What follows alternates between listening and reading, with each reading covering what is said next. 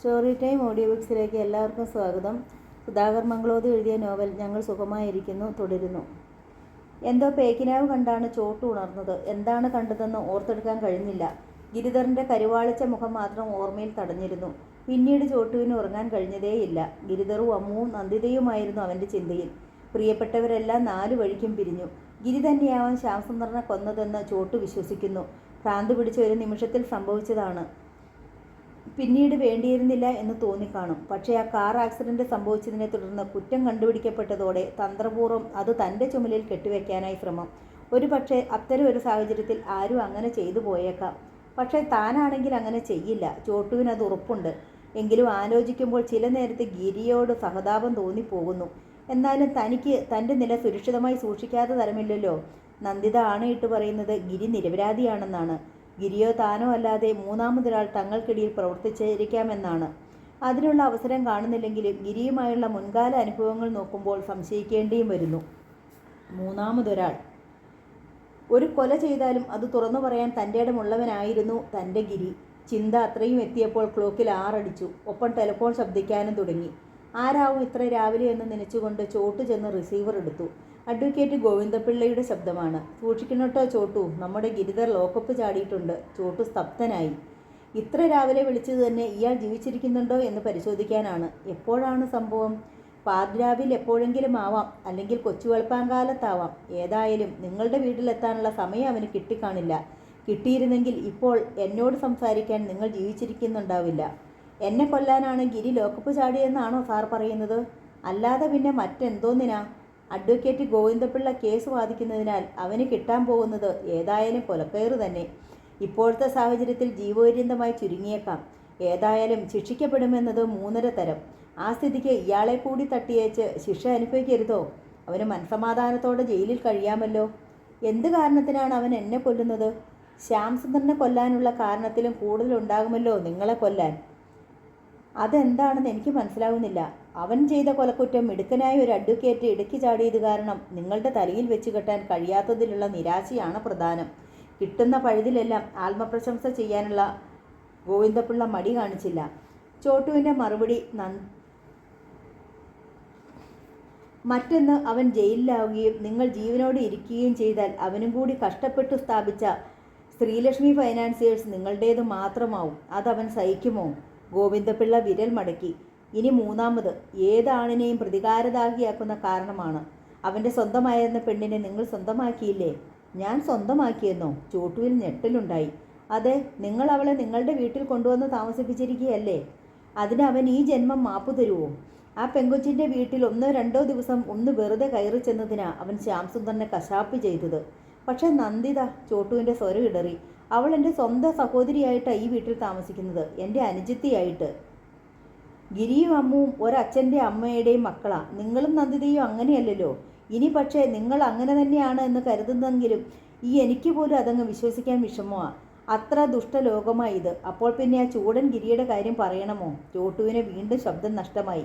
അതുകൊണ്ട് അല്പം ജാഗ്രതയോടെ ഇരിക്കുക. തൂണിൽ നിന്നും തുരുമ്പിൽ നിന്നും അവൻ പ്രത്യക്ഷപ്പെടാം. ഒന്നുമല്ലെങ്കിൽ എനിക്കുള്ള വക്കീൽ ഫീസ് തീർത്തു തന്നില്ലെന്നുള്ള കാര്യമെങ്കിലും മറക്കണ്ട. ഒരു തമാശ പൊട്ടിച്ച മട്ടിൽ ഗോവിന്ദപിള്ള ചിരിച്ചു. ചോട്ടുവിന് ചിരി വന്നില്ല. ഏറ്റവും വലിയ കഷ്ടം ആ പെങ്കൊച്ചിൻ്റെ കാര്യമാണ്, ഗോവിന്ദപിള്ള പറഞ്ഞു. ആരുടെ? ചോട്ടുവിന് ഉത്കണ്ഠയായി. ആ ഗിരിയുടെ അനുജത്തിയുടെ കാര്യമേ. അവൾക്ക് എന്തു പറ്റി? പോലീസ് ഇപ്പോൾ ആ വീട് വളഞ്ഞു കാണില്ലേ? ഗിരിയെ തിരിച്ചു കിട്ടാതെ ഇനി അവർ അവിടെ നിന്നും മാറുമോ?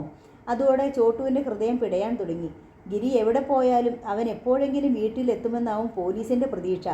ആവശ്യമില്ലാതെ ആ കൊച്ചിനെ ചോദ്യം ചെയ്യാനും വിരട്ടാനും മടിക്കുകയുമില്ല. കാണാൻ കൊള്ളാവുന്ന പെങ്കൊച്ചാവുമ്പോൾ അവന്മാർക്കതൊരു രസമാണ്. ഇല്ല, അതൊന്നും സാധിക്കില്ല, ചോട്ടു തർക്കിച്ചു. ഇത് നാട്ടിൻപുറമൊന്നുമല്ല, നഗരമാണ്. എന്ത് നഗരമായാലെന്താ? ആ പെങ്കൊച്ച് അവിടെ തനിച്ചല്ലേ? വേലക്കാർ ഉണ്ടെന്ന് പറഞ്ഞിട്ട് എന്താ കാര്യം? അവൾ തനിച്ചല്ല, അവൻ തനിച്ചാവുകയുമില്ല. ചോട്ടുവിൻ്റെ സ്വരം വിറച്ചു. സ്വയം അറിയാതെയാണ് അവൻ പറഞ്ഞു പോയത്. ഓ, പെട്ടെന്നെന്തോ ഓർമ്മ വന്നതുപോലെ ഗോവിന്ദപിള്ള അർത്ഥഗർഭമായി ചിരിച്ചു. അക്കഥ ഞാനങ്ങ് മറന്നുപോയി കേട്ടോ അനിയാ. ചോട്ടുവിൽ പൊടുന്നിനെ ചമ്മലുണ്ടായി. അവൻ നിശബ്ദനായി. ശരി, ഗോവിന്ദപിള്ള അറിയിച്ചു. ഇയാളുടെ ഈ നല്ല മനസ്സൊന്നും ആ ഗിരിധരനില്ല, അത് മറക്കണ്ട. ഗോവിന്ദപിള്ള ഫോൺ വെച്ചു. ചോട്ടു അപ്പോൾ തന്നെ അമ്മിയെയും നന്ദിതയെയും ഗിരി ലോക്കപ്പ് ചാടി വിവരം അറിയിച്ചു. അമ്മ സ്തബ്ധയായി നിശ്ചലം നിന്നു. നന്ദിത വിങ്ങിപ്പൊട്ടി കരയാൻ തുടങ്ങി. ഗിരിയേട്ടൻ എന്തിനിത് ചെയ്തു? വിചാരണ നടക്കുന്നതിനിടയിൽ ലോക്കപ്പ് ചാടിയാൽ ഗിരിയേട്ടനുള്ള സംശയം ഒന്നുകൂടി വർദ്ധിക്കുകയല്ലേ ഉള്ളൂ. കൊലക്കുറ്റം മാത്രമല്ല, ഇനിയിപ്പോൾ ലോക്കപ്പ് ചാടിയ കുറ്റവുമായി. പാവം അമ്മുവിനെക്കുറിച്ച് പോലും ഗിരിയേട്ടൻ ഓർത്തില്ലല്ലോ. പോലീസ് ചെന്ന് ഇനി നട്ടപ്പാതിരയ്ക്ക് പോലും അവളെ ശല്യം ചെയ്യും. ഇല്ല, ഞാൻ ജീവിച്ചിരിക്കുമ്പോൾ അത് സാധിക്കില്ല. ചോട്ടുവിൻ്റെ മറുപടി നന്ദിതയെ വിസ്മയിപ്പിച്ചു. സന്തോഷം കൊണ്ട് അവളുടെ കണ്ണുകൾ നിറയുകയും ചെയ്തു. തീർച്ചയായും അങ്ങനെ തന്നെ വേണം ചോട്ടു, നന്ദിത അഭിനന്ദിച്ചു. പിണങ്ങി മുഖം കനപ്പിച്ച് മാറി നിന്നാലും അമ്മു ഒരു പഞ്ചപാവമാണ്. ചോട്ടുവിനെ അവൾക്ക് ജീവനാണ്. എനിക്ക് അതറിയാം നന്ദിത. പക്ഷേ ഗിരി, അവനിപ്പോൾ ലോക്കപ്പ് ചാടിയിരിക്കുന്നത് എന്തിനാണെന്ന് ഊഹിക്കാൻ കഴിയുമോ നന്ദിതയ്ക്ക്? എന്തിനാണ്? എന്നെ കൊല്ലാൻ. അവൻ എന്നെ അത്രമാത്രം തെറ്റിദ്ധരിച്ചിരിക്കുകയാണ്. നിന്നെ ഇവിടെ കൊണ്ടുവന്ന് താമസിപ്പിച്ചത് പോലും അവൻ മറ്റൊരർത്ഥത്തിലാവും ധരിച്ചിരിക്കുക. നന്ദിതയുടെ മുഖം രക്തശൂന്യമായി. സാരമില്ല, അവൻ എങ്ങനെയും വിചാരിക്കട്ടെ. അമ്മുവിനെ ഞാൻ രക്ഷിക്കും. ഗിരിയോടുള്ള പരിഭവം ഞാൻ അവളിൽ തീർക്കില്ല. ചോട്ടു അപ്പോൾ തന്നെ ആളെ അയച്ച് അമ്മുവിൻ്റെ വീട്ടിലെ സ്ഥിതി അന്വേഷിച്ചു. ഗോവിന്ദപിള്ളയുടെ ഊഹ ശരിയാണെന്ന് വ്യക്തമായി. ആ വീടിന് ചുറ്റും പോലീസ് കാവൽ നിൽക്കുകയാണ്. ഇടയ്ക്കിടെ പോലീസുകാർ അകത്ത് കയറി ചെന്ന് അമ്മുവിനെ ചോദ്യം ചെയ്യുന്നുമുണ്ട്. ചോട്ടുവിന് പിന്നെ അടങ്ങിയിരിക്കാൻ കഴിഞ്ഞില്ല. നന്ദിത, വേഗം റെഡിയാവ്, നമുക്ക് അവിടം വരെ ഒന്ന് പോകാം. പോയിട്ട്? നന്ദിതയ്ക്ക് സംശയം. അമ്മുവിനെ ഇങ്ങോട്ട് വിളിച്ചുകൊണ്ട് പോരണം. നീ വിളിച്ചാൽ അവൾ വരും. പക്ഷെ പോലീസ് സമ്മതിക്കുമോ? പോലീസിൻ്റെ സമ്മതം നമുക്കെന്തിന്? അമ്മു മാത്രം സമ്മതിച്ചാൽ മതി. പോലീസിന് ഗിരിയെ കിട്ടിയാൽ പോരെ? അവനല്ലേ കുറ്റം ചെയ്തത്. പിന്നെ നന്ദിത തർക്കിച്ചില്ല. ചോട്ടു ഷെഡിൽ നിന്നും കാർ ഇറക്കിയപ്പോഴേക്കും നന്ദിത റെഡിയായി അരികിലെത്തി. ഗിരിധറിൻ്റെയും അമ്മുവിൻ്റെയും വീടിൻ്റെ ഗേറ്റിൽ പോലീസ് ഉണ്ടായിരുന്നു. ചോട്ടുവിൻ്റെ കാർ അകത്ത് കടക്കുവാൻ അവർ ആദ്യം അനുവദിച്ചില്ല. നിങ്ങൾക്ക് ഗിരിയെയല്ലേ ആവശ്യം? ആ പെൺകുട്ടിയെ ശല്യം ചെയ്യുന്നത് എന്തിന്? അവളെ കൂട്ടിക്കൊണ്ടു പോകാൻ വന്നതാണ് ഞങ്ങൾ. ഗിരി കഴിഞ്ഞാൽ പിന്നെ അവൾക്കുള്ള ബന്ധുക്കൾ. നിങ്ങൾ അനുവദിച്ചില്ലെങ്കിലും ഞങ്ങൾ അവളെ കൊണ്ടുപോകും. പോലീസ് ഡിപ്പാർട്ട്മെൻറ്റിൽ ഞങ്ങൾക്കും അല്പസ്വല്പം പിടിപാടൊക്കെ ഉണ്ടെന്ന് വെച്ചോളൂ. ചോട്ടു തൻ്റെ ഇടമായി നിന്നപ്പോൾ കാവൽ നിന്നിരുന്ന പോലീസുകാർ താണു. ആ കുട്ടി ഇവിടെ ഉണ്ടെങ്കിലേ അവളെ കാണാനായി അവൻ ഇവിടെ എത്തൂ. ആ കുട്ടി ഇവിടെ ഇല്ലെങ്കിലും അവൾ ഇവിടെ ഉണ്ടെന്ന ധാരണയിൽ അവൻ ഇവിടെ എത്തിക്കൊള്ളും. നിങ്ങൾക്കറിയുമോ, അവൻ്റെ നമ്പർ 1 ശത്രുവാണ് ഞാൻ. അതുകൊണ്ട് അവനെ സഹായിക്കേണ്ട ആവശ്യമൊന്നും എനിക്കില്ല. ഒത്താൽ പിടിച്ച് നിങ്ങളുടെ കയ്യിൽ ഏൽപ്പിക്കാനേ ഞാൻ ശ്രമിക്കും. എങ്കിൽ പിന്നെ നിങ്ങൾ ആ പെൺകുട്ടിയെ രക്ഷിക്കുന്നത് എന്തിന്? അവൻ്റെ പെങ്ങളല്ലേ അവൾ.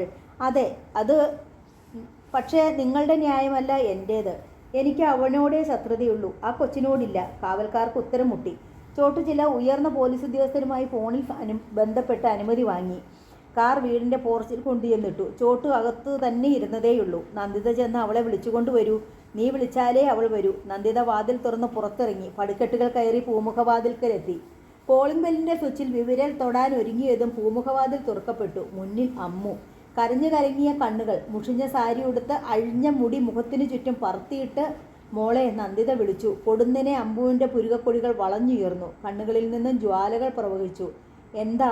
ഏട്ടൻ ഇവിടെയില്ല, ഇങ്ങോട്ട് വന്നില്ല. വന്നാൽ നിങ്ങളുടെ രണ്ടാളുടെ സഹായമില്ലാതെ തന്നെ പോലീസ് ആ പാവത്തെ പിടിച്ചുകൊണ്ടു പോയിക്കോളും. നിങ്ങൾക്കൊരു ശല്യത്തിന് എൻ്റെ ഏട്ടൻ വരില്ല. സുഖമായി ജീവിച്ചോളൂ. എൻ്റെ ആശംസകൾ രണ്ടുപേർക്കും. അമ്മു കരഞ്ഞുപോയി.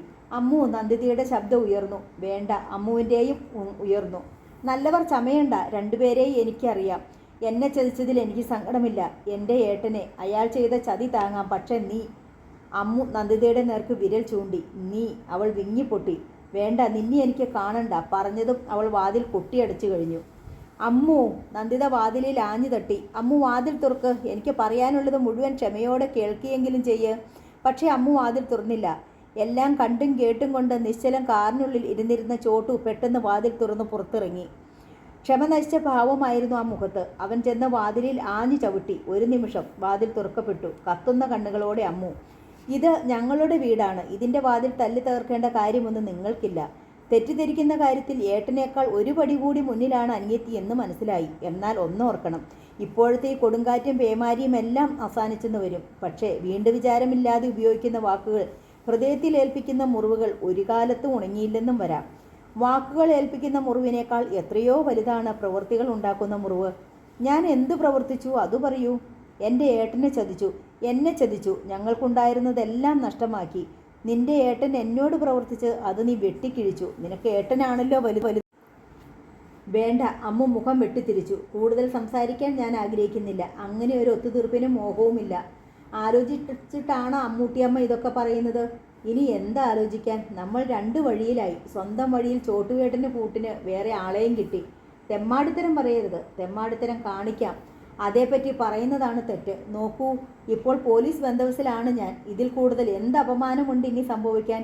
കാക്കി അണിഞ്ഞവർ വർഷിക്കുന്ന പുലഭ്യങ്ങൾക്ക് നടുവിൽ ഞാൻ ഒറ്റയ്ക്കാണ്. നിന്നെ സഹായിക്കാനാണ് ഞങ്ങൾ വന്നത്, ഞങ്ങളുടെ ഒപ്പം കൂട്ടിക്കൊണ്ടുപോകാൻ. കഷ്ടം. അമ്മുവിൻ്റെ മുഖത്ത് പുച്ഛം നിറഞ്ഞു. നിങ്ങൾ വന്ന് വിളിക്കുമ്പോൾ ഞാൻ പോരുമെന്ന് വിചാരിച്ചല്ലോ. എൻ്റെ ഏട്ടനെ പിടിക്കാനാണ് പോലീസുകാർ കാവൽ നിൽക്കുന്നത്. എന്നിട്ട് എൻ്റെ ഏട്ടനെ ഈ അവസ്ഥയിൽ എത്തിച്ചവരുടെ ഒപ്പം ഞാൻ വന്ന് താമസിക്കണമെന്ന്. ഛേ, നന്ദിതിയെ കിട്ടൂ, അമ്മുവിനെ കിട്ടില്ല. പറഞ്ഞയുടൻ അമ്മു വീണ്ടും വാതിൽ കൊട്ടിയടിച്ചു. ശരി, ചോട്ടു ദീർഘമായി നിശ്വസിച്ചു. പിന്നെ തിരിഞ്ഞ പടികൾ ഇറങ്ങി. 2-3 പടികൾ ഇറങ്ങിയ ശേഷം നന്ദിതയെ നോക്കി. വരുന്നില്ലേ? അമ്മു ഇവിടെ തനിച്ച്. നന്ദിത വിക്കി. തനിച്ചാവുന്നതാണ് അവൾക്കിഷ്ടം. നന്ദിതയ്ക്കും അത് മനസ്സിലായി കാണുമല്ലോ. ഈ കാക്കിധാരികൾ അവളെ എന്തും ചെയ്യട്ടെ. ചോട്ടുവിൻ്റെ മുഖത്ത് വെറുപ്പും വൈരവും കത്തിജ്വലിച്ചു. അവർ അവളെ പിച്ചു ചീന്തി തിന്നട്ടെ. ഇതിൽ കൂടുതൽ താടാൻ എനിക്ക് വയ്യ. എന്നാലും നിർബന്ധമാണെങ്കിൽ നന്ദിതയെ ഇവിടെ നിന്നോളൂ. അമ്മു അവളുടെ ഏട്ടനെ കൈയേൽക്കുമെങ്കിൽ. നന്ദിത തികഞ്ഞ ധർമ്മസങ്കടത്തിലായിരുന്നു. പക്ഷേ ഒന്നും മനസ്സിലാക്കണം, അമ്മുവിന് അവളുടെ ഏട്ടനെങ്കിലുമുണ്ട്. നന്ദിതയ്ക്ക് ആരും ഉണ്ടാവില്ല. നന്ദിത മുഖം പൊത്തി ഏങ്ങലടിച്ചു. പെട്ടെന്ന് ചോട്ടു അവളുടെ കയ്യിൽ പിടിച്ചു. വന്ന് കാറിൽ കയറ്. എന്നെ വിശ്വാസമുണ്ടെങ്കിൽ ഒരുപക്ഷെ എല്ലാം കലങ്ങി തെളിഞ്ഞേക്കാം. അല്ലെങ്കിൽ ഈ വെള്ളപ്പൊക്കത്തിൽ എല്ലാം നശിച്ചു പോയേക്കാം. നന്ദിത ചെന്ന് കാറിൽ കയറി. ചോട്ടുവും നന്ദിതയും വീട്ടിലെത്തുമ്പോൾ അവർക്കായി ഒരാൾ അവിടെ കാത്തിരിക്കുന്നുണ്ടായിരുന്നു. Mrs Maggie Rosario. Rosario hardwares ഉടമ മിസ്റ്റർ റൊസാരിയോയുടെ ധർമ്മപത്നി. സൂസൻ, സോമി, സിനി എന്നീ 3 സുന്ദരി പെൺകുട്ടികളുടെ പ്രിയപ്പെട്ട മമ്മി. നഗരമധ്യത്തിൽ അവർ ഒരു ബ്യൂട്ടി പാർലർ നടത്തുന്നുമുണ്ട്. മിസ്റ്റർ ആൻഡ് മിസ്സിസ് റൊസാരിയോയുടെ മുഴുവൻ സമ്പാദ്യവും നിക്ഷേപിച്ചിരിക്കുന്നത് ശ്രീലക്ഷ്മി ഫൈനാൻസിയേഴ്സിൻ്റെ നോർത്ത് ശാഖയിലാണ്. ശ്യാം സുന്ദർ കൊലപാതകവും തുടർന്നുണ്ടായ അപവാദങ്ങളും ശ്രീലക്ഷ്മി ഫൈനാൻസിയേഴ്സിനെ സാരമായി ബാധിച്ചിരുന്നു.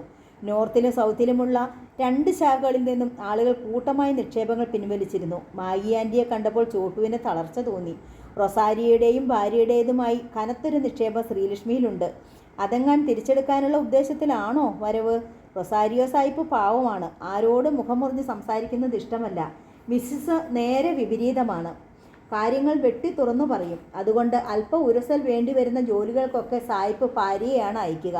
കടം ചോദിച്ചു വരുന്നവരെയും സംഭാവന ഇരക്കുന്നവരെയും മാഗി റൊസാരിയെയാവും നേരിടുക. എന്തേ മാഡം? ചോട്ടു അമ്പരപ്പോടെ തിരക്കി. ഇങ്ങോട്ടൊന്ന് വരണമെന്ന് ഞാൻ കുറേ ദിവസങ്ങളായി വിചാരിക്കുന്നു. അത് ഇത്രയും വൈകി. അപ്പോൾ മേഡത്തിനും എന്നിലുള്ള വിശ്വാസം നഷ്ടമായി. ചോട്ടു സങ്കടത്തിൽ അവരെ നോക്കി. അതെന്താ ചോട്ടു അങ്ങനെ ചോദിച്ചത്? നിങ്ങളുടെ വക നിക്ഷേപം കൂടി പിൻവലിക്കപ്പെടുന്നതോടെ എൻ്റെ ബിസിനസ് തീർത്തും തകരും. ആര് പറഞ്ഞു ഞാൻ നിക്ഷേപം പിൻവലിക്കുന്നതിനാണ് വന്നതെന്ന്? മാഗി മേഡത്തിന് അത്ഭുതം. അപ്പോൾ അതിനായല്ലേ മേഡം വന്നത്? ചോട്ടുവിന് വിശ്വാസം. നിങ്ങളുടെ കേസിനെ പറ്റിയൊക്കെ ഒന്ന് അന്വേഷിക്കാമെന്ന് കരുതി ഇറങ്ങിയതാണ്. അത്രയും എത്തിയപ്പോഴാണ് ചോട്ടു ഇരുന്നത്. അമ്മയോട് ചായ കൊണ്ടുവരാൻ ആവശ്യപ്പെടുകയും ചെയ്തു. ആ ഗിരിധർ കാട്ടിയത് എന്ത് വിഡ്ഢിത്തമായിപ്പോയി. മാഗി റൊസാരിയോ മൂക്കിൽ വിരൽ ചേർത്തു. ലോക്കപ്പ് ചാടിയതോടെ അവൻ ശരിക്കും കുഴപ്പത്തിലേക്കല്ലേ ചെന്ന് ചാടിയത്? ഒരുപക്ഷെ എന്നോട് പകപോക്കാനായി പുറത്ത് ചാടിയതാവാം. നിന്നോട് എന്തിനാ മോനെ അവൻ പകപോക്കുന്നത്? അവൻ്റെ കാറിൻ്റെ ഡിക്കിയിൽ ഞാനാണ് ആ ശവശരീരം പാക്ക് ചെയ്ത് കൊണ്ടുവച്ചതെന്നല്ലേ അവൻ്റെ വിചാരം? സത്യത്തിൽ ആരാണത് ചെയ്തത്? തികഞ്ഞ ഗൗരവത്തിലായിരുന്നു മാഗി മാഡത്തിൻ്റെ ചോദ്യം. ചോട്ടു ഞെട്ടലോടെ അവരെ നോക്കി. മിസ്സിസ് മാഗിയുടെ നെറ്റിയിൽ ചുളിവുകൾ വീണിരുന്നു. ഗിരിയാണത് ചെയ്തതെന്ന് ഞാൻ വിശ്വസിക്കുന്നില്ല. ചോട്ടുവിൽ വീണ്ടും ഞെട്ടലുണ്ടായി. നീയാണത് ചെയ്തതെന്നും എനിക്ക് തോന്നുന്നില്ല. ചോട്ടു മിടിക്കുന്ന ഹൃദയത്തോടെ ആ സ്ത്രീയെ നോക്കിയിരുന്നു. പറയൂ, നിനക്ക് തോന്നുന്നുണ്ടോ അത് ചെയ്തത് ഗിരിയാണെന്ന്? Maggi Rosario ചോട്ടുവിൻ്റെ കണ്ണുകളിലേക്ക് ഉറ്റുനോക്കി. എനിക്കറിയില്ല. ചോട്ടുവിൻ്റെ സ്വരം വിറച്ചു. അങ്ങനെ പറഞ്ഞാൽ പോരാ. ഗിരിക്ക് അത് ചെയ്യാനുള്ള കാരണമുണ്ട്. ഒരു കൊല നടത്തിയാൽ അത് തുറന്നു പറയാനുള്ള ചങ്കൂറ്റവും ഉണ്ടായിരുന്നവനാണ് ഗിരി. എന്നിട്ട് അവൻ അത് നിഷേധിക്കുമ്പോൾ ചോട്ടു വല്ലാതെ പതറി. ഇനി ഒരു ചോദ്യം. മാഗി കുറച്ചുകൂടി ചോട്ടുവിൻ്റെ അരികിലെത്തി. സത്യം പറയണം. ഞാൻ ആരോടും പറയില്ല. നീയാണോ അത് ചെയ്തത്? മേഡം, ചോട്ടു നിലവിളിച്ചുപോയി. ചോട്ടു വിഷമിക്കേണ്ട. സത്യം അറിഞ്ഞിട്ട് എനിക്ക് ആവശ്യമുണ്ട്. നിരപരാധികൾ ശിക്ഷിക്കപ്പെടാൻ പാടില്ല. എല്ലാം തുറന്നു പറഞ്ഞോളൂ. ഞാൻ നിന്നെ ഒറ്റിക്കൊടുക്കില്ല ഒരിക്കലും. കഴുത്തിലെ ചെയിനിൽ കോർത്തിരുന്ന കുരിശിൽ അവർ പിടിച്ചു. സത്യം മോനെ, നീയും സത്യം പറയൂ. ഇല്ല ഇല്ല, ചോട്ടു കിതച്ചു. അവനും ഞാനും തമ്മിൽ ഒരിക്കൽ നോർത്ത് ഓഫീസിൽ വെച്ച് വഴക്കിട്ടുവെന്നത് സത്യം. അപ്പോഴത്തെ ആവേശത്തിൽ അവനെ ശവമാക്കുമെന്ന് ഞാൻ പറഞ്ഞതാണ്. അവൻ്റെ ഡെഡ് ബോഡി പാക്ക് ചെയ്യുമെന്നും പറഞ്ഞതാണ്. പക്ഷെ പിന്നീട് ഒരിക്കലും ഞാൻ അവനെ കണ്ടതുപോലുമില്ല. അപ്പോൾ നിങ്ങൾ 2 പേരും നിരപരാധികളാണ്. ഞാൻ നിരപരാധിയാണെന്നത് സത്യം. മിസ്സിസ് മാഗി റൊസാരിയുടെ മുഖം വല്ലാതെ മാറിയിരുന്നു. അവരുടെ ശരീരം മൊത്തം വിറയ്ക്കാൻ തുടങ്ങി. എന്ത് പറ്റി മേഡം? നിങ്ങൾ 2 പേരും നിരപരാധികളാണെങ്കിൽ അത് ചെയ്തത് മൂന്നാമതൊരാളായിരിക്കുമല്ലോ. മേഡം ആരെ ഉദ്ദേശിച്ചാണ് ഇങ്ങനെ പറഞ്ഞത്? അടുത്ത വിചാരണ ദിനത്തിൽ അത് ഞാൻ കോടതിയിൽ വിശദമാക്കാം. മാഗി റൊസാരിയോ എഴുന്നേറ്റ് കഴിഞ്ഞു. ചോട്ടുവിന് ഉത്കണ്ഠയായി. മാഡം എന്തിന് കോടതിയിലെത്തണം? നിങ്ങളൊരു സാക്ഷി പോലും അല്ലല്ലോ. 2 പോലീസ് ഉദ്യോഗസ്ഥർ ഇന്ന് ഞങ്ങളുടെ വീട്ടിലെത്തിയിരുന്നു എന്നെ കാണാൻ, ചോദ്യം ചെയ്യാൻ. എന്തിന്? കൊല്ലപ്പെട്ട ശ്യാംസുന്ദറിന്റെ ബന്ധുക്കളെ തിരക്കി നടക്കുകയാണ് അവർ. കൊല്ലപ്പെട്ട ശ്യാംസുന്ദറിന്റെ ബന്ധുക്കൾ ആരും ഉള്ളതായി ഇതുവരെ കേട്ടിട്ടില്ലല്ലോ. അതെ, അവന്റെ ശവശരീരത്തിന് അവകാശികളായി ആരും എത്തിയിരുന്നില്ല. ആരെത്താൻ? അവനൊരു ഓർഫനാണെന്നാണ് അറിഞ്ഞത്. അതെ, ഒരു ഓർഫനേജിലാണ് അവൻ വളർന്നത്. പ്രത്യേക താളത്തിലായിരുന്നു മാഗി മേഡത്തിന്റെ മറുപടികൾ. അങ്കിൽ പിന്നെ അവന്റെ ബന്ധുക്കളെ തേടി പോലീസ് മേഡത്തിന്റെ അടുത്തെത്തിയത്? മിസ്സിസ് റൊസാരിയോ വീണ്ടും ഉച്ചരിച്ചു. ഞങ്ങൾക്കിടയിൽ ചെറിയൊരു ബന്ധമുണ്ട്. മേഡവും ശ്യാംസുന്ദറും തമ്മിലോ? അതെ, ഓർഫനായി അവന്റെ സ്പോൺസർഷിപ്പ് ഏറ്റിരുന്നത് മരിച്ചുപോയ എൻ്റെ സഹോദരനായിരുന്നു, ആന്റണി ഡിമ്മോ. അവരുടെ സ്വരം ഒന്ന് പതറി. അപ്പോഴേക്കും ചോട്ടുവിൻ്റെ അമ്മ ലക്ഷ്മി മേനോൻ ട്രേയിൽ ചായക്കപ്പുകളുമായി എത്തി. തൊട്ടുപിന്നിൽ പലഹാരപാത്രവുമായി നന്ദിതയും. ചായക്കപ്പ് വാങ്ങി ഒറ്റ വലിക്ക് കുടിച്ചിട്ട് മാഗി റൊസാരിയോ കപ്പ് തിരികെ ട്രേയിൽ വെച്ചു. താങ്ക്സ് പറഞ്ഞു. നമുക്കിനി കോടതിയിൽ കാണാം. ചോട്ടുവും അമ്മയും നന്ദിതയും വിസ്മയസ്തബ്ധരായി നിൽക്കവേ അവർ പടിക്കെട്ടുകൾ ഇറങ്ങി പുറത്തേക്ക് പോയി. അന്ന് മുഴുവൻ ചോട്ടുവിൻ്റെ ഓർമ്മയിൽ മാഗി റൊസാരിയോ ആയിരുന്നു. നിങ്ങൾ 2 പേരും നിരപരാധികളാണെങ്കിൽ അത് ചെയ്തത് മൂന്നാമതൊരാളായിരിക്കുമല്ലോ. മാഗി റൊസാരിയോയുടെ ചോദ്യം കിടക്കറയിലും അവനെ പിന്തുടർന്നു. മാഗി മദാമ എന്താണ് ഉദ്ദേശിച്ചത്? അവർ കോടതിയിൽ എത്തുന്നത് ശ്യാംസുന്ദറും അവരുടെ മരിച്ചുപോയ സഹോദരനും തമ്മിലുള്ള സ്പോൺസർഷിപ്പിന്റെ ബന്ധം വിശദമാക്കുന്നതിന് മാത്രമായിരിക്കുമോ? പെട്ടെന്നാണ് കോളിംഗ് ബെല്ലിന്റെ ശബ്ദം കേട്ടത്. ചോട്ടു എഴുന്നേറ്റ് താഴെ എത്തി. ബെൽ തുടരെ മുഴങ്ങുകയാണ്. അവൻ പുറത്തേക്കുള്ള വാതിൽക്കലെത്തി. വാതിലിലെ പീപ്പ് ഹോളിനോട് കണ്ണ് ചേർത്ത് വെച്ചു. ആ വൃത്തത്തിൽ ഗിരിയുടെ മുഖം, കരുവാളിച്ച കവിൾത്തടങ്ങൾ, ചുവന്ന കണ്ണുകൾ, ഇറുകിച്ചേർന്ന ചുണ്ടുകൾക്കിടയിൽ അവന്റെ പല്ലുകൾ ഞെരിയുന്നത് വ്യക്തമായി കാണാം. ആരാണ് ചോട്ടു പുറത്ത്? ചോദ്യം കേട്ട് ചോട്ടു തിരിഞ്ഞു നോക്കി. സ്റ്റെയർ കേസ് പകുതി ഇറങ്ങി നിൽക്കുകയാണ് നന്ദിത. ആരോ എന്നെ കാണാൻ വന്നതാണ്. ചോട്ടു ഒളിക്കാൻ ശ്രമിച്ചു. വാതിലിന് വെളിയിൽ നിൽക്കുന്നത് ഗിരിയാണെന്ന് നന്ദിത അറിയണ്ട. നന്ദിത പോയി കിടന്ന് ഉറങ്ങിക്കോളൂ. എന്നെ ഉറക്കിയിട്ട് വേണമല്ലേ ചോട്ടുവിന് വാതിൽ തുറക്കാൻ? നന്ദിത അർത്ഥഗർഭമായി ചോട്ടുവിനെ നോക്കി. ആരാണ് പുറത്ത് എത്തിയിരിക്കുന്നതെന്ന് എനിക്ക് മനസ്സിലായി. ആരുമായിക്കൊള്ളട്ടെ, നന്ദിത മുകളിലേക്ക് പോയിക്കൊള്ളൂ. ഞാൻ പോകില്ല. ഗിരിയേട്ടൻ എന്തിനാണ് വന്നിരിക്കുന്നതെന്ന് എനിക്കറിയാം. നന്ദിത പേടിക്കണ്ട. ഇപ്പോൾ ശത്രുക്കളായി തീർന്നുവെങ്കിലും ഞങ്ങളൊരിക്കൽ ഉറ്റ ചങ്ങാതിമാരായിരുന്നു. ഞങ്ങൾക്കിടയിലെ തെറ്റിദ്ധാരണകൾ ഞങ്ങൾക്ക് പറഞ്ഞു തീർക്കാൻ സാധിക്കും. ഇല്ല. നന്ദിത കോണി ഇറങ്ങി താഴെ എത്തി. ഇപ്പോൾ എൻ്റെ ഗിരിയേട്ടൻ കൊലക്കുറ്റം ആരോപിക്കപ്പെട്ടവൻ മാത്രമാണ്. അദ്ദേഹം കൊലപാതകിയല്ലെന്ന് ഞാൻ ഉറച്ചു വിശ്വസിക്കുന്നു. എന്നാൽ നിങ്ങൾ തമ്മിൽ കണ്ടാൽ ഗിരിയേട്ടൻ യഥാർത്ഥമായ ഒരു കൊലപാതകിയായെന്ന് വരാം. അത് ഞാൻ അനുവദിക്കില്ല. വേണ്ട, ഞാൻ വാതിൽ തുറക്കുന്നില്ല. ഗിരിയെ കാണുന്നില്ല. ചോട്ടു സമ്മതിച്ചു. നന്ദിതയും പോയി ഉറങ്ങിക്കൊള്ളൂ. കുറേ സമയം ഡോർബെൽ അടിച്ച ശേഷം അവൻ തിരിച്ചു പോയിക്കൊള്ളും. ഇല്ല, ചോട്ടു പോയി ഉറങ്ങിയാൽ മതി. എനിക്ക് ഗിരിയേട്ടനെ ഒന്ന് കാണണം. കാണാതെ പറ്റില്ല. അവന് എന്നോട് മാത്രമല്ല വൈരാഗ്യം, നന്ദിതയെയും തെറ്റിദ്ധരിച്ചിട്ടുണ്ടാവും. പിണങ്ങിയാൽ എന്തിനും മടിക്കാത്ത പ്രകൃതക്കാരനാണ് അവൻ. എന്നെ എന്തും ചെയ്തു കൊള്ളട്ടെ. ചിലപ്പോൾ കൊല്ലുമായിരിക്കും. സാരമില്ല. ഗിരിയേട്ടൻ്റെ കൈകൾ കൊണ്ട് മരിക്കുന്നത് പോലും എനിക്ക് സന്തോഷമാണ്. ഒന്നെങ്കിൽ ഗിരിയേട്ടനോടൊന്നിച്ച് ജീവിക്കുക, അല്ലെങ്കിൽ മരിക്കുക. അതാണ് എൻ്റെ ലക്ഷ്യം. വേണ്ട നന്ദിത, അവന് പക എന്നോടാണ്. അവനെ ജീവനുപരി സ്നേഹിച്ചതിനും എന്നെ മറന്നു വിശ്വസിച്ചതിനും അവൻ എന്നെ തന്നെ ശിക്ഷിച്ചു കൊള്ളട്ടെ. ഗിരിയേട്ടന് ഇനി ആരെയും ശിക്ഷിക്കാനുള്ള നേരം ഉണ്ടാവില്ല. ഏറ്റവും കുറഞ്ഞ സമയത്തിനുള്ളിൽ പോലീസ് ഇവിടെ എത്തും. അതെങ്ങനെ? അവൻ ഇങ്ങോട്ടാണ് വരികയെന്ന് പോലീസിന് അറിയുമോ? പോലീസിനെ ഞാൻ അറിയിച്ചു. നന്ദിത, ചോട്ടു സ്തബ്ധനായി. കാളിംഗ് ബെൽ ആദ്യ തവണ മുഴങ്ങിയപ്പോൾ തന്നെ അത് ആരായിരിക്കുമെന്ന് എനിക്ക് മനസ്സിലായി. പോലീസിന് ഫോൺ ചെയ്ത ശേഷമാണ് ഞാൻ താഴേക്ക് പോകുന്നത്. അത് ഞാൻ ചെയ്താൽ അന്യായമാണ്. പക്ഷെ നന്ദിത ഗിരിയോട് ഇത് ചെയ്യരുത്. അത് ഞാൻ ചെയ്താൽ ന്യായമാണ്. പക്ഷേ നന്ദിത ഗിരിയോട് ഇത് ചെയ്യരുതായിരുന്നു. ഞാൻ ചെയ്തു. നന്ദിത കൂസാതെ നിന്നു.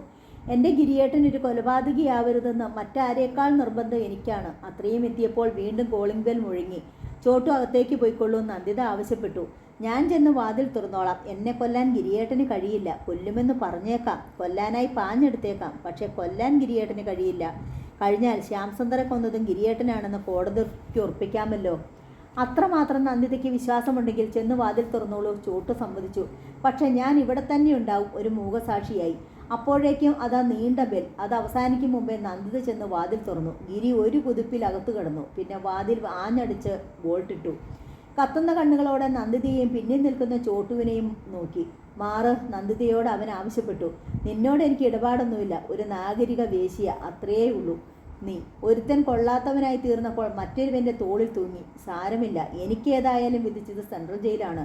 നീ ആരുടെ കൂടെ വേണമെങ്കിലും പോയിക്കോ. എന്നാൽ ഇവനെ നിനക്ക് കിട്ടില്ല. കൊല ചെയ്യാതെ നിന്നെ കൊല ചെയ്യാതെ എന്നെ കൊലപാതകിയാക്കിയവനാ ഇവൻ. ഇവനെ കൊന്നിട്ട് ഞാൻ ശിക്ഷ അനുഭവിക്കൂ. നന്ദിതയെ തട്ടിമാറ്റി ഗിരി ചോട്ടുവിൻ്റെ നേർക്ക് നീങ്ങി. പക്ഷേ നന്ദിത വിട്ടില്ല. അവൾ ഗിരിക്കും ചോട്ടുവിനും മധ്യേ തടസ്സമായി നിന്നു. ആദ്യം എന്നെ കൊല്ലുക, ഈ നാഗരിക വേശ്യയെ. എനിക്ക് ഇങ്ങനെയൊരു പേരിൽ ജീവിക്കണ്ട. നന്ദിത പൊട്ടിക്കെറിഞ്ഞുകൊണ്ട് ഗിരിയുടെ നെഞ്ചിൽ വീണു. ഇരു കൈകൾ ഉയർത്തി ഗിരിയുടെ കഴുത്തിൽ ചുറ്റിപ്പിടിച്ചു. ഗിരിയേട്ടനെ ആരെയെങ്കിലും കൊന്നേ തീരുമെങ്കിൽ അത് എന്നെ ആയിക്കൊള്ളട്ടെ. ഞാൻ ജീവിച്ചിരിക്കുമ്പോൾ മറ്റൊരാളെ കൊന്ന് ഗിരിയേട്ടൻ കൊലപാതകിയാവില്ല. മാറടി നായേ. ഗിരി നന്ദിതയെ ആഞ്ഞു തള്ളി. നിന്റെ പീറ ഡയലോഗുകളിലൊന്നിലും ഞാനിനി വീഴില്ല. നിന്നെ എനിക്ക് നന്നായി മനസ്സിലായി. നിന്നെയും ഞാൻ ശരിപ്പെടുത്തുമെന്ന പേടി കൊണ്ടല്ല ഈ നാട്യം. ഇല്ല, ഒരിക്കൽ നിന്നെ ഞാൻ എന്നേക്കാളധികം സ്നേഹിച്ചതാണ്. നിന്നെ കൊല്ലാൻ എനിക്ക് കഴിയില്ല. ഗിരിയുടെ ശരീരത്തിൽ നിന്നും നന്ദിത തെറിച്ച് ദൂരെ വീണു. കള്ളക്കഴിവേറി മോനെ. ഗിരി പാഞ്ഞു ചോട്ടുവിനെ പിടിച്ചു.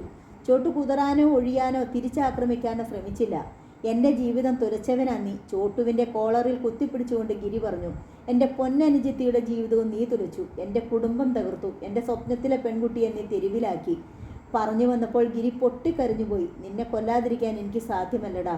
അവൻ്റെ ശരീരത്തിൽ എവിടെയോ ഒളിച്ചു വെച്ചിരുന്ന കടാര പുറത്തെടുത്തു. അപ്പോഴേക്കും നന്ദിത ഇഴഞ്ഞെത്തി ഗിരിയുടെ കാലിൽ കടന്നു പിടിച്ചു. അരുതേ ഗിരിയേട്ടാ, തെറ്റിദ്ധാരണയുടെ പേരിൽ നമ്മുടെ എല്ലാവരുടെയും ജീവിതം ഒരുമിച്ച് നശിപ്പിക്കരുത്. ആരെയാടി തെറ്റിദ്ധാരണ? എല്ലാവരെയും ഞാൻ ശരിയായി ധരിച്ചിട്ടുണ്ട്.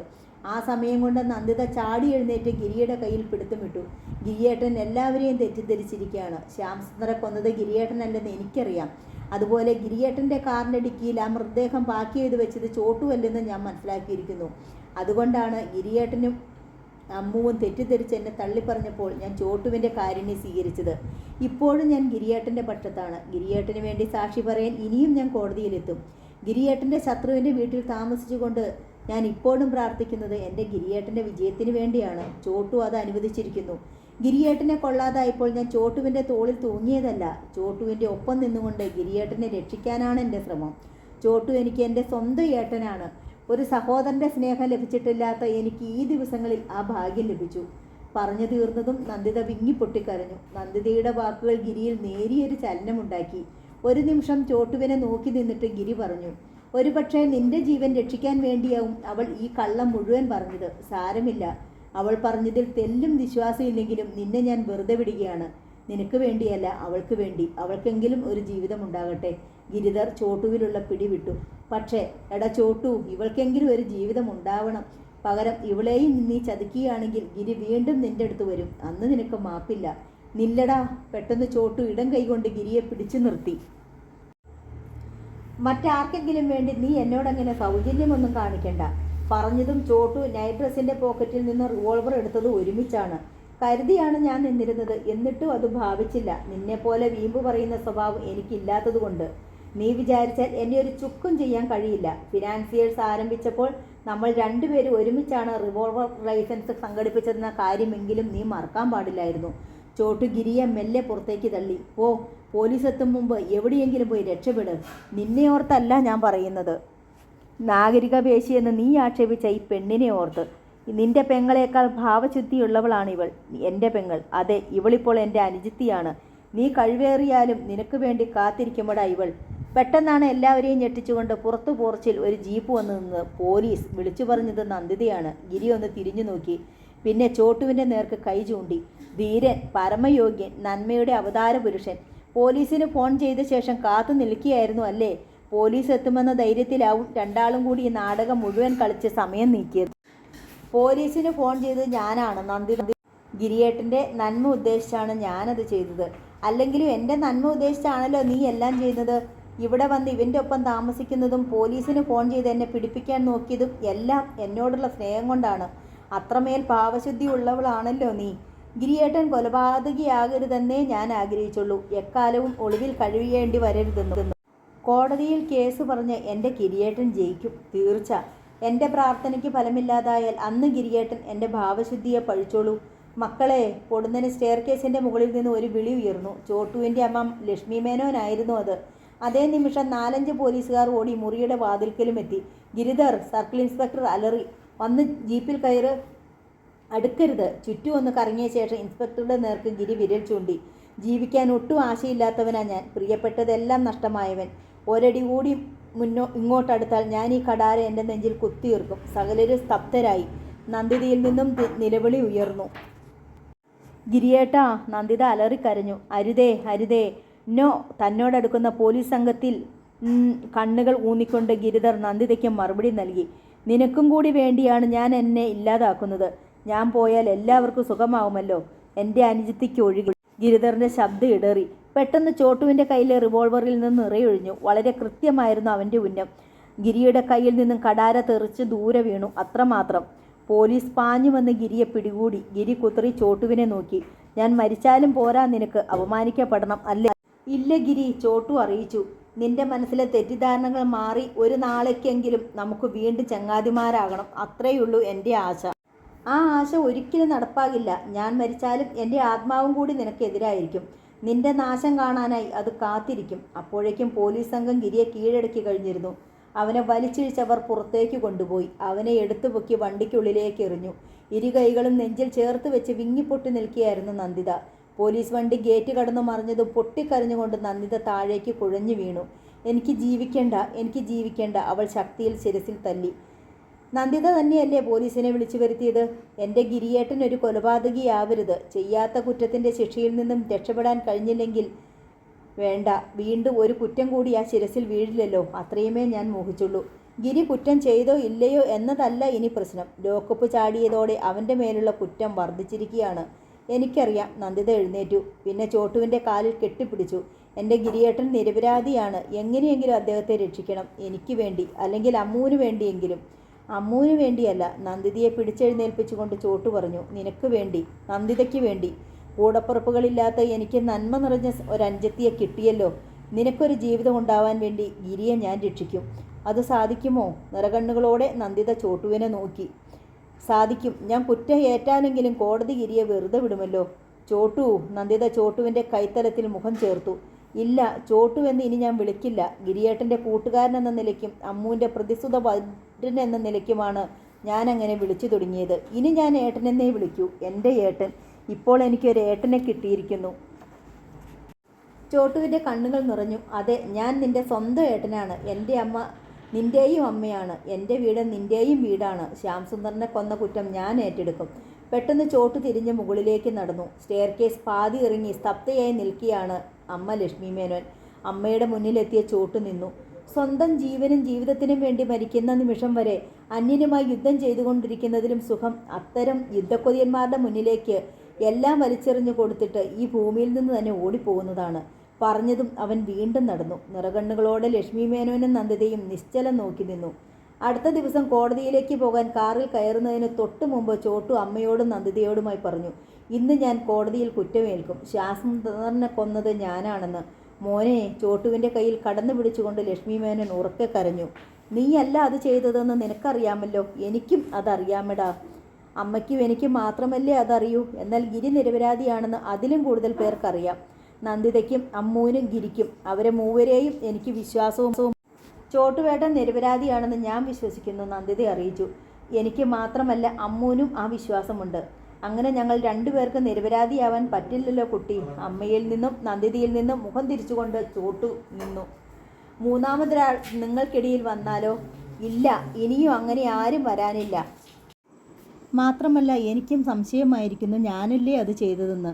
നന്ദിതയിലും ലക്ഷ്മി മേനോനിലും ഒരുപോലെ നടുക്കമുണ്ടായി. അതെ, ചോട്ടു പറഞ്ഞു. ഞാൻ തന്നെയാണ് അത് ചെയ്തത്. ശ്യാംസുന്ദറിനെ കൊന്ന് ഗിരിയുടെ കാറിൻ്റെ ഡിക്കിയിൽ. മോനെ! ലക്ഷ്മി മേനോൻ ചോട്ടുവിൻ്റെ വായി പൊത്തിപ്പിടിച്ചു. അന്ന് ഗിരിയുടെ വീട്ടിൽ നിന്നും കാറുമായി നീ വന്നത് ഞാൻ നന്നായി ഓർക്കുന്നു. നമ്മൾ ഒന്നിച്ച് വേണുഗോപാല ക്ഷേത്രത്തിൽ പോയി. കാറിൻ്റെ ചാവി പൂജിച്ചു തിരിച്ചു പോന്നു. എന്നെ വീട്ടിൽ കൊണ്ടുവന്ന് വിട്ട ശേഷം നീ കാറുമായി ഗിരിയുടെ വീട്ടിലേക്ക് പോവുകയും ചെയ്തു. അതിനിടയിൽ മറ്റൊന്നും സംഭവിച്ചിട്ടില്ലെന്ന് എനിക്ക് തീർച്ചയുണ്ട്. സംഭവിച്ചത് അതിന് ശേഷമാണ്. ചോട്ടു മെല്ലെ ചിരിച്ചു. ഞാൻ അമ്മയെ വീട്ടിലാക്കിയിട്ട് തിരിച്ചു പോന്ന ശേഷം. ഇല്ലടാ, അതിനുള്ള സമയം നിനക്ക് കിട്ടിയിട്ടില്ല. എനിക്ക് തീർച്ചയുണ്ട്. ഒരു മനുഷ്യനെ കൊല്ലാൻ അത്രയധികം സമയം വല്ലതും വേണമോ അമ്മേ? ചോട്ടു വീണ്ടും ചിരിച്ചു. എല്ലാം അമ്മയ്ക്ക് കോടതിയിൽ കേൾക്കാം. ഇല്ല, ഗിരിയെ രക്ഷിക്കാൻ വേണ്ടി നീ സ്വയം ക്രൂശിക്കാൻ പോവുകയാ. എനിക്കറിയാം. ഞാൻ വരുന്നില്ല കോടതിയിലേക്ക്. ലക്ഷ്മി മേനോൻ തിരിഞ്ഞു നടക്കാൻ ഒരുങ്ങി. ചോട്ടു ഓടിച്ചെന്ന് അമ്മയെ പിടിച്ചു നിർത്തി. അമ്മേ! അമ്മയ്ക്ക് ഈ മകനെ നഷ്ടപ്പെട്ടാലും ഒരു മകളെ ഞാൻ കൊണ്ടു തന്നില്ലേ? ഗിരി രക്ഷപ്പെട്ടാൽ നന്ദിതയ്ക്കൊരു ജീവിതമുണ്ടാവും. ഗിരിയും നന്ദിതയും അമ്മയെ പൊന്നുപോലെ നോക്കും. ലക്ഷ്മി മേനോൻ്റെ കണ്ണുകളിൽ നിന്നും ജ്വാലകൾ പ്രവഹിച്ചു. എന്നെ നോക്കാൻ നീ അങ്ങനെ ആളുണ്ടാക്കി തരണ്ടാട്ടോ ചോട്ടു.